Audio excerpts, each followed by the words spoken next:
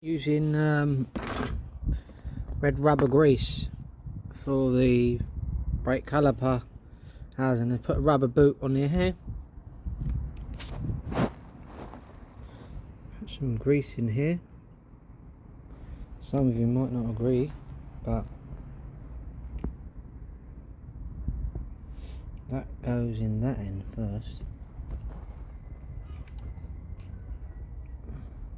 It's very hard doing this with a phone in my hand.